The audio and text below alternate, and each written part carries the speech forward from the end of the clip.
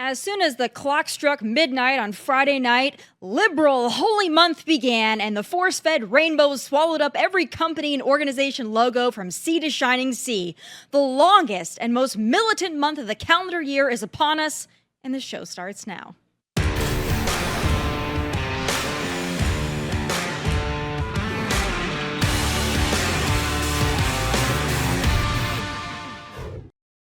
So, last weekend was a dream come true, a wet dream, really, for liberal leftists. To kick it off, Donald Trump was convicted on 34 sham felony counts in a sham trial led by a sham judge and a sham DA. So, the libs were already over the moon for that. But then came Saturday, June 1st, the start of their holy month, Pride Month.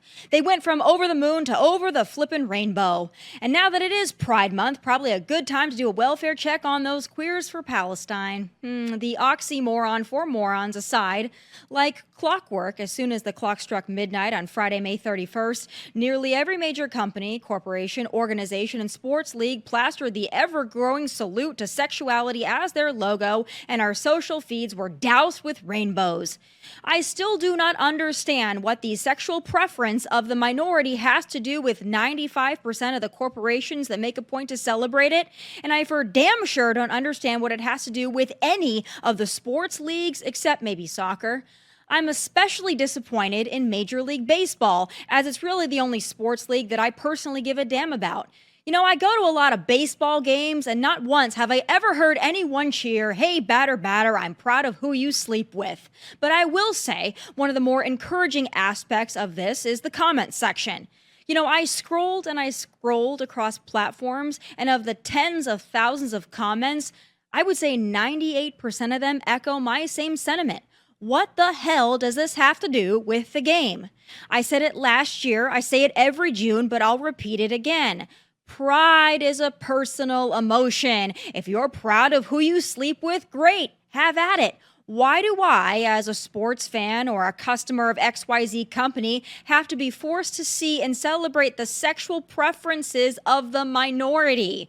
Memorial Day, Veterans Day, Independence Day, all of those significant, more significant events and celebrations get but a single day. But gay gets an entire month.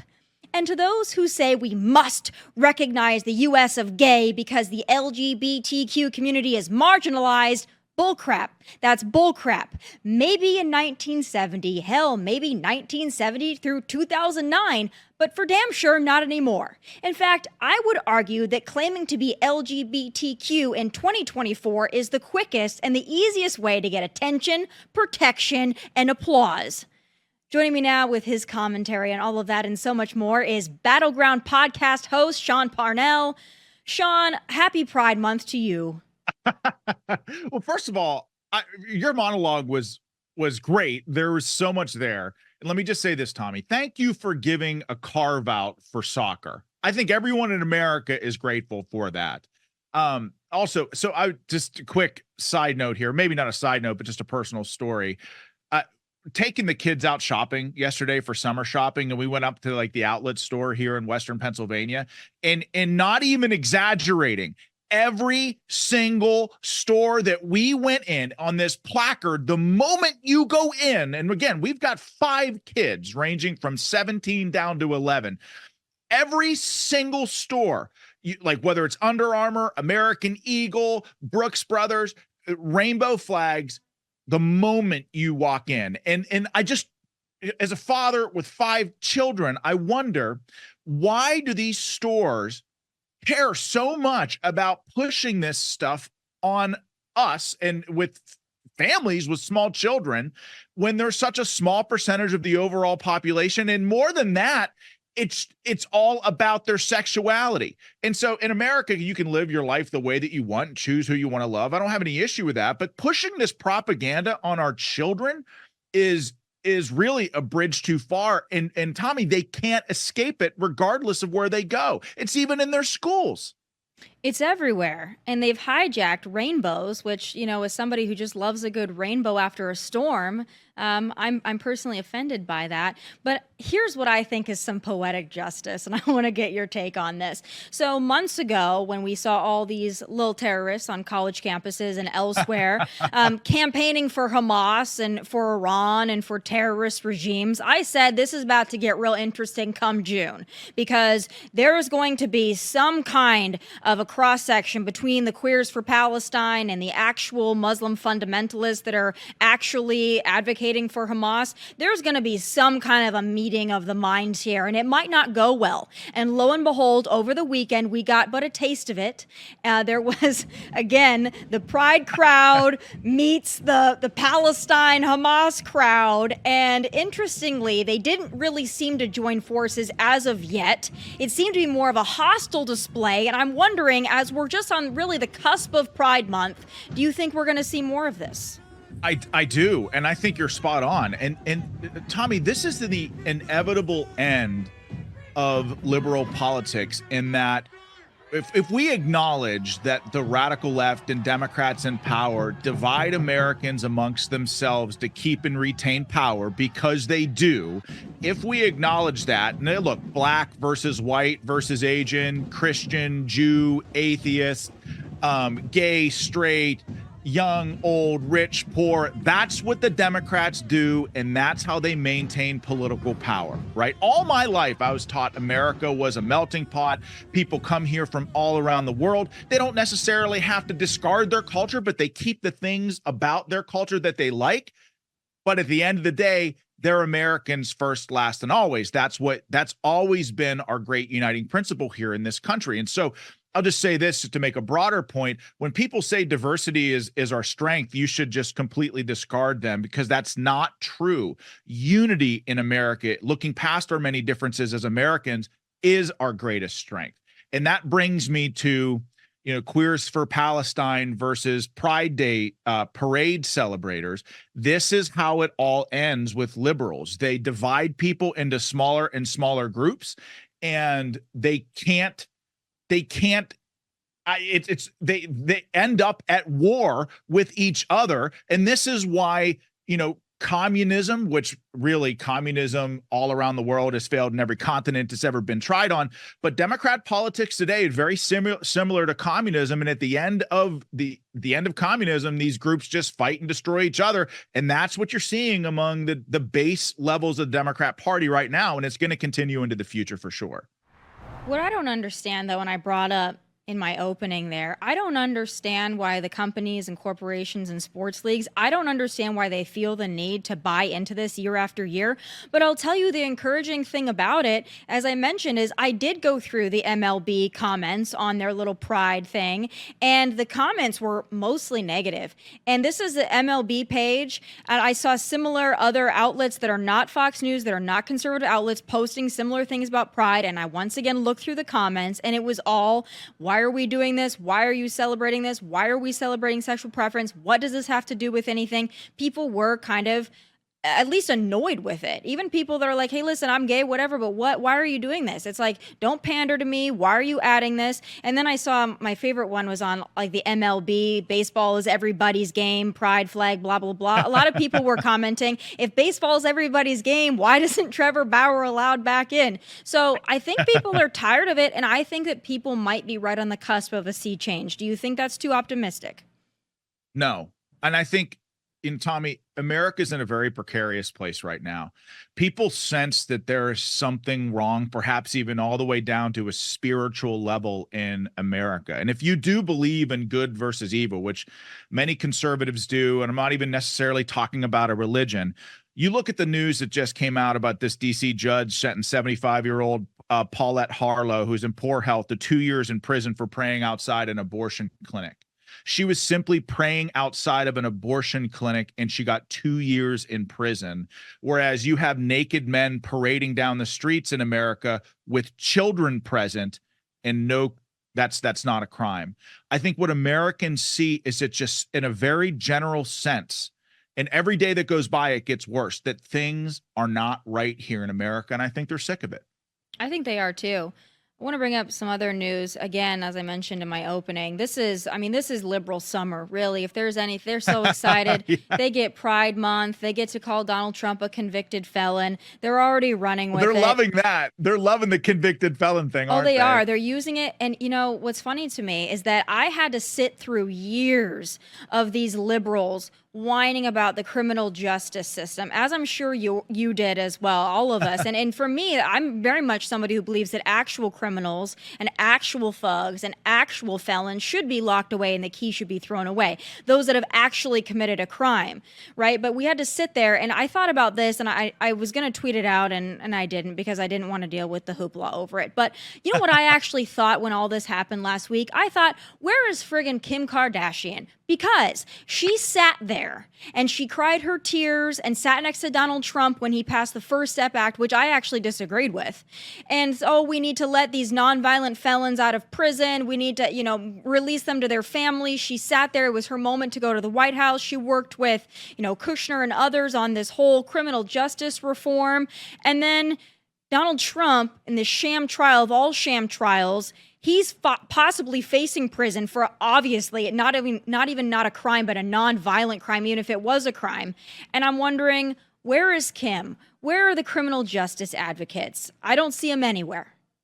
Yeah, it's true. And boy, it's such a great point. And you talk about the Trump trial, and the media, they wanted that convicted felon moniker, especially prior to the 2024 election. There's no doubt about it, which is just ridiculous and absurd on its face. But even ABC and George Stephanopoulos is out there doing what the liberals, Democrat media machine does in the wake of anytime anybody has any questions, trotting out the holders without evidence. So they had a Trump attorney, Blanche, on there, who was Trump's defense attorney, saying like, well, wait a second here. Like, Colangelo, the number 3 at the DOJ, took a pay cut to go work with sloppy Alvin Bragg on this case for one reason and one reason only. You know, these government employees are, Tommy. They're all disgusting, greasy, creepy ladder climbers. They always want the next position. So it's unprecedented for a government employee to take a step down to go work on a state prosecutor DA's case. But he did it for one reason only, and that's to get Trump. And you have a corrupt Democrat judge, Juan Merchan, whose daughter's raking in millions of dollars off of jailing Trump. Her father's presiding over this trial. And you have George Stephanopoulos like, well, there's simply, I can't let you come on this show and say that there's evidence that Biden is involved in this. I do want to stick on Trump for a little bit longer in this guilty verdict, this conviction, all this stuff. How do you explain to the American people that people in the streets who are punching women in the face, illegal immigrants who are killing nursing students, by the way, that he pled not guilty of that, right. Jose Ibarra, right? How do you look at the American people with a straight face, even if you are a liberal, deranged Democrat? How do you say all these people, you just misjudged them? They are misunderstood when they punched that woman in the face. He did it because of racism, because of George Floyd. But then you say, Donald Trump, though, he needs to pay for what he did because no one's above the law. Well, the Democrats will do what they always do, and that's shamelessly lie and foist propaganda onto the American people, no matter how bold that propaganda is. And Tommy, what the Democrats do, all politicians lie. I don't like politicians across the board. I don't look to politicians to solve my problems, okay? But what the Democrats do is particularly sinister because they don't just lie. They tell what I like to call like the anti-truth. Almost everything that they say is the opposite of the truth. So you can rest assured that if a Democrat journalist is saying without evidence, or a Democrat member of Congress is saying without evidence, you can be sure that there's overwhelming evidence. And so like most third world dictators, they tell you the exact opposite of what's actually happening, to the point where you actually find yourself, if you're approaching issues in good faith, thinking, well, boy, am I crazy? Did I just get this so wrong? Look, saying that there's no evidence of a certain thing happening. My God, I must be crazy. So they gaslight the American people, and they do it shamelessly. I mean, the very policies that have led to like this crazy crime here in America rising like in every major Democrat city across the country, these are Democrat policies in action, but they will look at you directly to the camera and say, Crime was at historic lows under Biden. Oh, the economy. Listen, Tommy, the Democrats went from James Carville, age-old wisdom for Democrats and Republicans during a campaign saying, oh, look, it's the economy, stupid. In other words, you focus on a strong economy, everything else falls into place. Now the Democrats have gotten to a place where, like, the economy's great, stupid, telling the American people the opposite of what's actually true. It's not going to work out well for them. Yeah, they keep tweeting out grocery prices are plummeting, and I always respond like, where are you going? I don't understand. How many of these people you think actually shop for themselves? Exactly. Like, I'll tell you this, I again, 5 kids. These kids eat me out of house and home. It's expensive to feed this family, but I'll tell you, when we go to the grocery store, $100 fills up the cart less every single month, and every American, middle-class American in this country feels that same pressure. Oh, absolutely. A couple of things I want to bring up because I think you're the perfect person to help me wade through it. Things that have been on my mind all weekend long. First thing is when we're talking about this theory that, Kathy Hochul could actually pardon Donald Trump as the governor of New York. We know that that is not going to happen. But then my wheels got to turning and I got to thinking about how Republicans get in their own way in all of this. And I started thinking, you know what? Not that I disagree with the Dobbs decision and Roe v. Wade. I do agree with it that it needs to be sent back to the states. But because Republicans failed in the midterms to accurately convey what that meant to the American people, I believe that we got slaughtered in the midterms for that particularly. I think abortion was the cause of the dissipated red wave that never happened. Then I got to thinking about Lee Zeldin and the fact that, if not for the messaging on Roe v. Wade, could he have possibly won that race? And if he had, and he would be in the position now to be the governor of New York, he could pardon Donald Trump. So that's the rabbit hole that I went down. Yes, it's a stretch. Could he have ever actually won if not for Roe v. Wade and better Republican messaging? I don't know, but I thought of it, and I want to know your thoughts. I mean, maybe. You're right about the messaging and that Republicans they don't turn the message around on Democrats enough. It's not Republicans that have an extreme message on the life message. It's the Democrats who are radically extreme. In some cases, when I was running for Congress in 2020, Democrats in the House of Representatives voted down twice the Born Alive Act, which would protect a baby who was born alive after a botched abortion. Democrats voted against it twice. And so, but how often do you hear Republicans really talking about how extreme the Democrats are on the issue? I mean, to me, that's the message. Hey, look, I'm pro-life. I mean, you can even have a nuanced and complicated message for it as well, depending upon what state or swing, if you're in a swing district, especially. But Lee Zeldin, I mean, look, New York, I think, is always going to trend Democrat, even though having been stationed in New York for a long time, there are counties all around New York that are just deep red, but New York City is the bane of the state's existence in that it tends to help it swing Democrat. But things are getting so bad, Tommy. Things are getting so miserable. Just from 2022 until today, and you look at the polls, I think Biden won New York by some huge number. It might even have been like 20 plus in 2020, and now he's up by single digits. So even if Trump doesn't win New York in 2024, and you look at Lee Zeldin's performance in 2022, I mean, the real question is are things bad enough to get people to change their perspective and say, I can't keep voting the same way? I mean, that's the $1 million question going into 2024. And you're talking about Trump's prosecution. I really do think this is going to backfire on the Democrats in a huge way, because many people who have felt the government on their back the entire life now see Donald Trump as the personification or the embodiment of the government being on somebody's back. And you and I pay attention to politics every single day. We're wired into this stuff.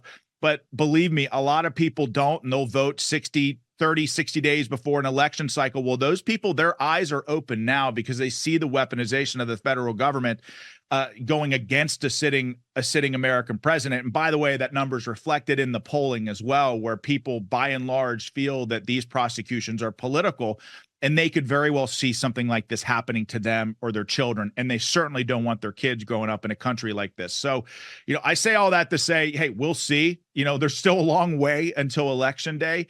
But you're right.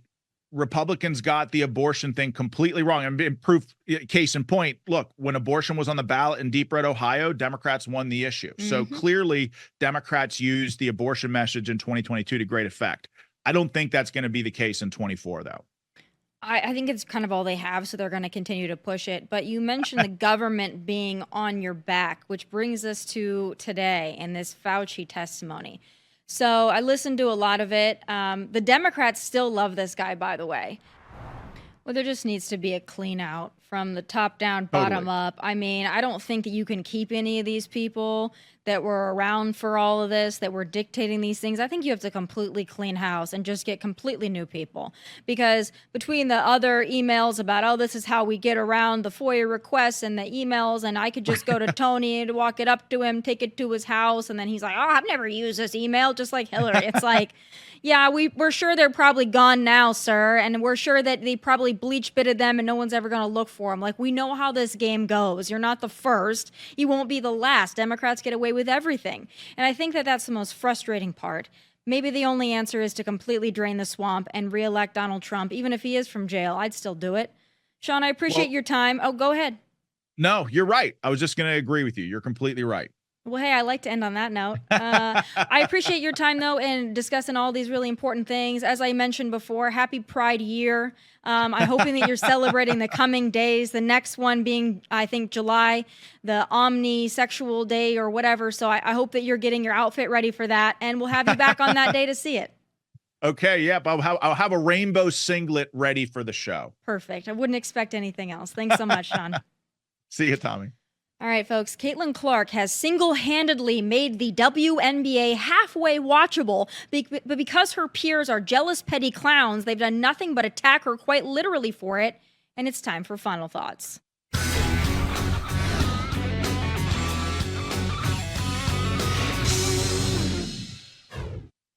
All right, if you're wondering why the WNBA will never really catch on or carry its own weight, look no further than the widespread, rabid, and completely undeserved dogpile on the league's only notable player, Caitlin Clark. Anti-white media hacks like The View's Sunny Hostin and washed-up former ESPN host Jemele Hill have led this charge to demonize Clark, asserting with no evidence that she is popular because she is white and she's pretty. Yes, she is white. As for the pretty privilege, that might be a stretch, but either way, Caitlin Clark, like most white athletes who refuse to kiss the ring or to take a knee, has had the woke target on her back from the word go. Now, this anti-Clark plus anti-white charade has manifested itself into physical attacks. Over the weekend, Clark's Indiana Fever faced the Chicago Sky. A Sky player whom I've never heard of in my life, Chennedy Carter, appeared to call Clark a bitch before body slamming into her.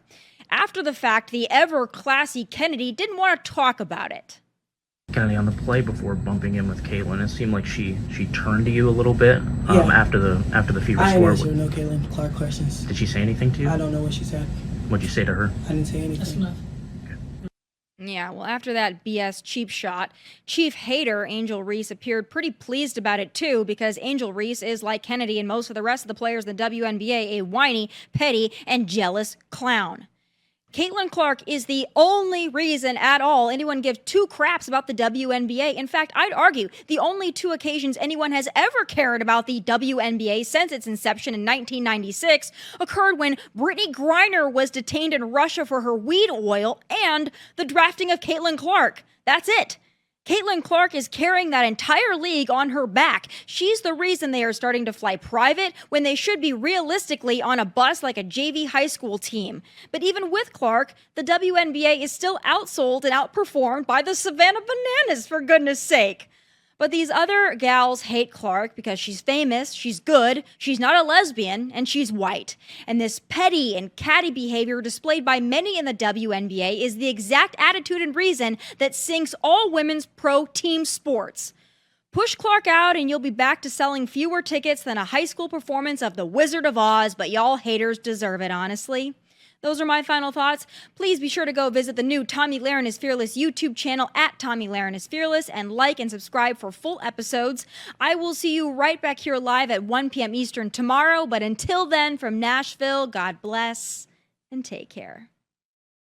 What's up, guys? Thank you for watching Tomi Lahren is Fearless. If you want more of my hottest takes, must-see conversations, and of course, my final thoughts, click here and make sure you subscribe here so you'll never miss a beat. I'll be here every weekday, and I hope you'll join me.